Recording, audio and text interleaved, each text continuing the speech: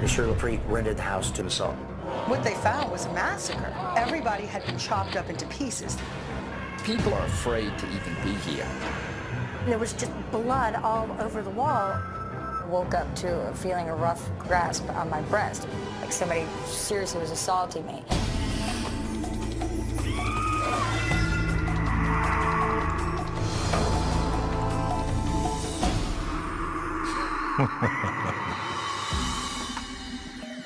If you can feel the warm southern sun, see European architecture, and hear music, you must be in New Orleans. This town has a reputation for embracing the new while revering the old. Oh, and I guess New Orleans might have a reputation for one other thing.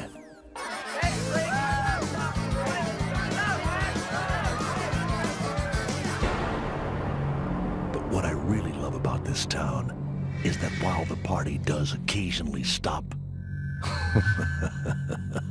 the spirits here in the Big Easy never do. I think it's fair to say that New Orleans has more ghosts per capita than anywhere else in the United States of America. There's no place like New Orleans. You can't throw a rock in this town without hitting a ghost.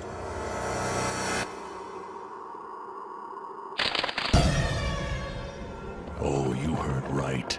This town's got more ghosts than drunks during Mardi Gras. And if you're wondering why, a good place to start looking in this city is its murky past. We've been called Crescent City, Big Easy, Nolan, Nolans, Jazzland, Fat City. Our first nickname was the Wet Death. In the first couple of hundred years that New Orleans was in existence, we had two major fires that burned practically the entire city down both times. Massive hurricanes, flooding. We also had yellow fever epidemics. Each year, thousands of people died. We've had a lot of dead bodies here. And then it's a darker city where we've got lots of murder, mayhem, the whole underground scene. Our forefathers are murderers, rapists, thieves, pickpockets, debtors, gamblers, lunatics, conmen, the excommunicated, and drunks. The dregs of the Bastilles. And they were given a choice, New Orleans or a dungeon. At least here they die with a bottle in their hand and a sword in their hip. Ah, that's why I love it here. These are my people. Every street, every alley, every building hold more dead than an average cemetery. And the cemeteries, oh, in this town, they are far from average. Well, our cemeteries are very, very famous because they're called cities of the dead. They're above ground, so we have a very unique way of burying our dead. And there are several cemeteries. St. Louis No. 1, the oldest cemetery, is said to be one of the haunted ones. It's not safe over there. I walked in there once and there was I walked into a ghost. And yeah, it spooked me. Just think, they're buried above ground. A lot easier to get to you and your little buddies.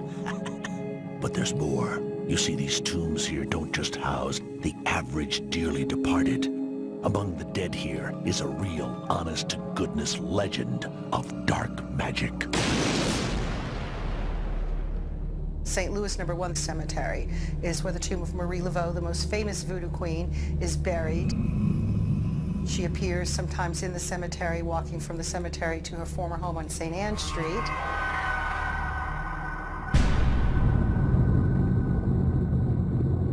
Obviously, New Orleans is a town where specters are commonplace, where a long-deceased voodoo queen wanders the streets and it's considered normal. But there is one other ghost. A demon who makes even this city's most jaded residents tremble. It's a story that started many years ago when a visitor from Turkey arrived in the Crescent City. In the 1800s, there was this guy come in claiming to be a sultan, and he moved into this house on the corner of Orleans and Dauphine. He rented this particular home because of its size. It's one of the few places in the French Quarter that actually has a fourth story. And the Sultan rented the home for his many wives, children from all of these wives. He had a harem of not only women, but young boys, and an entire army of eunuchs. The neighbors had always complained about the Sultan, thought he was a little strange person because he kept to himself. He only came out at night. People were never seen going in or out of the house, but yet you could hear people talking in the house. Sometimes there were strange screams in the night. The Sultan was no ordinary neighbor. And while the screams coming from his house hinted at the terror within, that was nothing compared to the horror that was to come. This is a huge massacre. Men, women, children, everyone was slaughtered.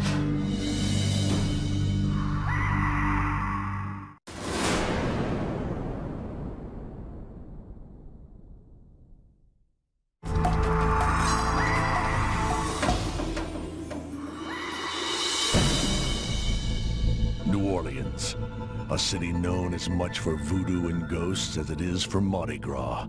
But of all the bloody tales that ooze through these cobbled streets, perhaps the most horrific is that of a stranger known as the Sultan. He swept into the city in the mid-1800s, and he rented this house in the middle of the infamous French Quarter because it was the only place large enough to accommodate his harem, his many children, and his legion of eunuchs. Ouch. And that, my friends, is the normal part of the story. Monsieur Lepre rented the house to the Sultan, but he came in and turned it into a pleasure palace.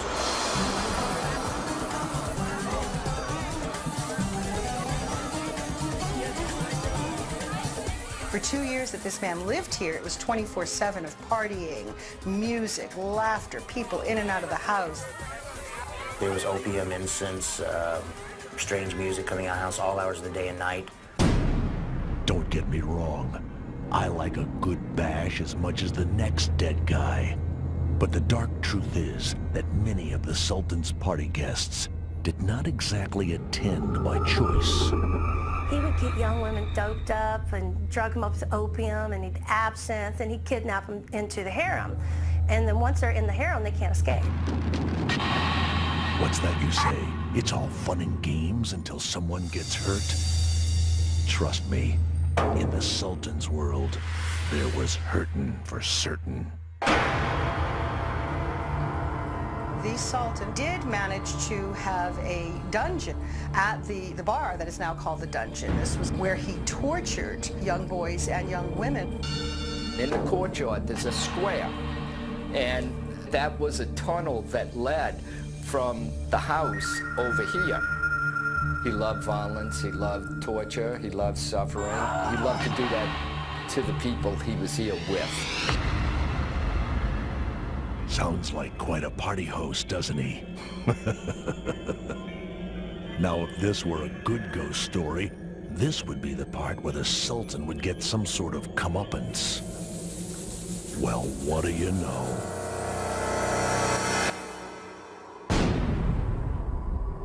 One day this woman came walking by and it was quiet. There was no noise whatsoever going on in that house. As she walked by the front door, there was a rivulet of blood coming down the front steps. So she runs to the police, they kick in the door, which is locked from the inside. What they found was a massacre. Everybody had been chopped up into pieces. There were heads, arms, torsos. They were wading through congealed pools of blood, counting the heads to try to figure out how many people were actually killed. All of the children, women, eunuchs, everybody slaughtered. As the police assessed the gruesome scene, eventually they realized something was amiss. All those dead bodies, but one person was unaccounted for. You guessed it, the Sultan himself. The police were mystified, so they tore the house apart looking for him. They managed to make their way out to the courtyard where they noticed a shallow grave's been dug. And they dig it up and they find the body of the Sultan. It's very apparent that he had been buried alive.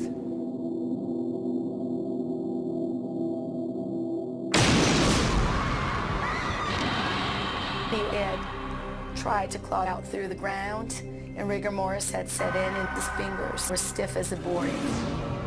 Pretty gruesome way to end your life. Who could have been responsible for such carnage? I'll get to that later. For now, understand that while the Sultan's life ended that day, it would not be the last time we would hear from him. And guess what? He's just as brutal in death as he was in life. I woke up feeling a rough grasp on my breast, like somebody seriously was assaulting me.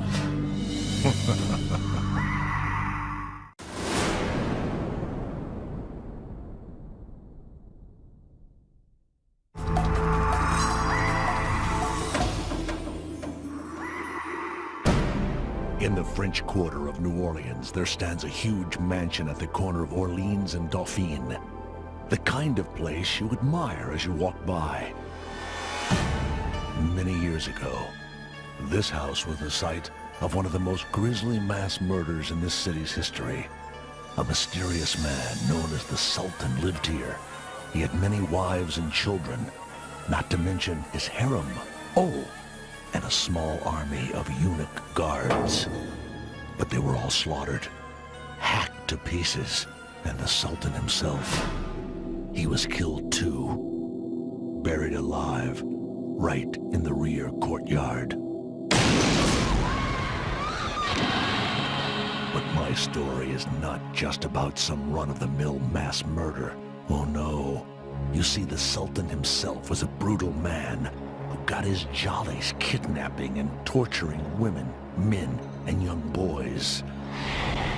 An equal opportunity sadist who the locals will tell you still loves to inflict pain.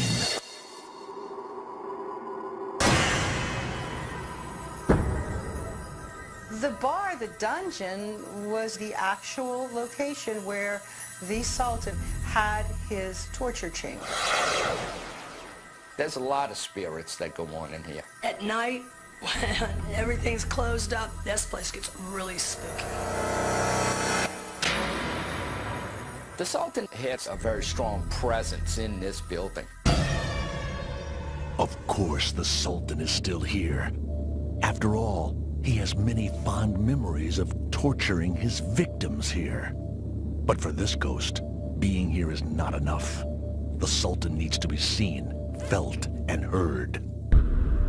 You'd be downstairs. Upstairs doors are locked, and you'll actually hear footsteps upstairs. You'll actually hear the chain.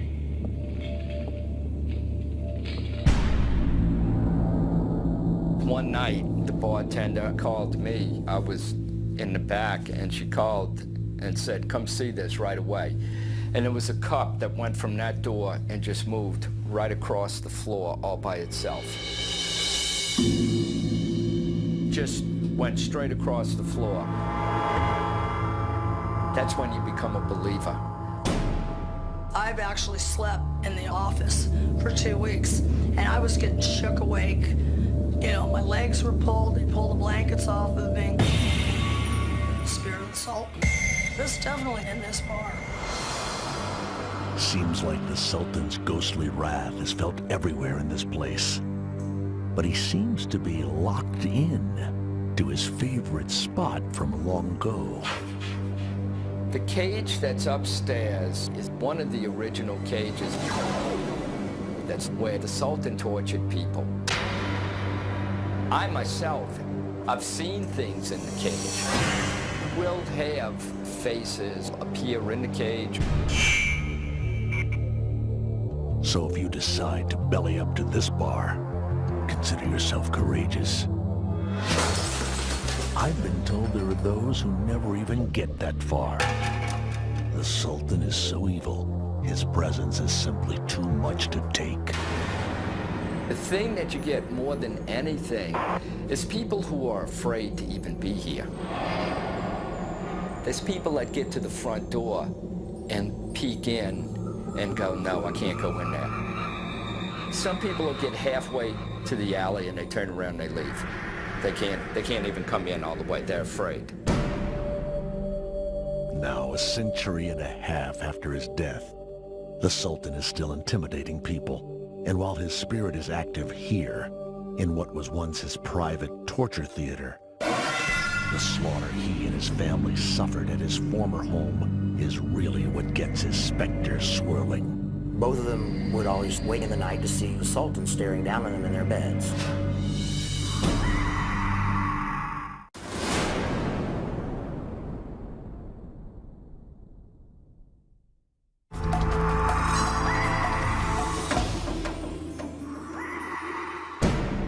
The Sultan is well known throughout the New Orleans French Quarter in the mid-1800s as a vicious man who took pleasure in the torturing of unfortunates. But that is just the beginning of my story. You see, one night, a night very much like tonight in fact, the Sultan's entire harem, all of his children, all of his guards were slaughtered. Heads, arms, legs, literally scattered all over the house. And the Sultan himself, well, he was found buried alive in the courtyard. Now you're wondering, who would carry out such a heinous act? Don't move. I'll get to that. What you need to know now is that this house, soaked with the blood of the Sultan and his minions, still serves as the Sultan's residence. Throughout the years, I've seen people move into the LaPrette mansion and abruptly move right back out. Everyone I've met with any connection to the LaPrette mansion has told some ghost story. The great majority of the ghost stories I've heard are all about the Sultan. Before I was at LaPrette Mansion, I was not a believer. But after we stayed the night there, I became a believer. We were upstairs and I caught my first whiff of what was obviously opium. Maybe 5-6 minutes had passed. We actually could hear what sounded like heavy sole boots coming up the stairs, and we knew that we were the only people on that floor. Later on in the night, the person that was with me was on the 3rd floor, and over the walkie-talkie we heard her telling us to hurry up and get up to the 3rd floor. We got up there and we noticed that her left arm had been scratched. It actually brought blood. So the Sultan offered his visitor a bloody gift. Nothing uncommon there.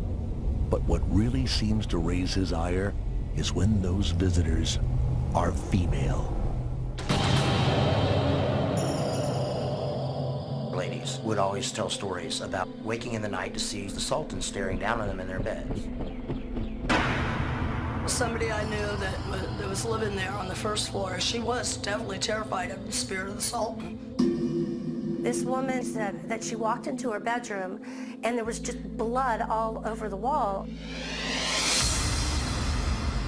Bolted up in her sleep, kind of rubbed her eyes, and then it went away. She got to the point where she wouldn't sleep in the house anymore, so she moved out. And apparently, just like he did in life, the Sultan just can't help himself. He likes to offer his ladies a vicious, violent hand. I was sleeping downstairs, and I woke up to feeling a rough grasp on my breast. It was a man's hand, like somebody seriously was assaulting me. You know, I woke up, panicked, and looked around, and nobody was in the house. So I ran outside. Nobody was in the courtyard. None of the doors to the house was open, and the front iron gate was deadlocked. I asked my friend about it in the morning. She told me that that was not uncommon when she had attractive females stay at her house. It freaked me out. Never stayed there again. The restless spirit of this Sultan continues to relish torture. More than 150 years after his death. Well, how would you feel having witnessed your entire entourage ginsued to pieces, and then you were buried alive? I think I would be angry myself. It's not on the top of my list for pleasant ways to go. But the question remains, who would dare do such a thing to a Sultan? That is, of course, if he even was a Sultan. He presented himself as a sultan when he arrived in New Orleans, but it's highly suspected that he was probably a brother of a sultan. He stole the harem, he stole a lot of the money, and he probably came here to hide out from the real sultan. It was a professional assassination. He was buried alive as a punishment. You know, Big Brother is teaching him not to run off and steal his money and his harem and things. The Sultan, the most feared of all the Big Easy's ghosts, was viciously born out of retribution for his own reckless acts of debauchery and downright cruelty. So New Orleans, isn't it? Now, you go off to your safe bed, but think long and hard about some of the little secrets in your past. Remember, my friends, there is no distance too far that vengeance will not reach. Nighty-night.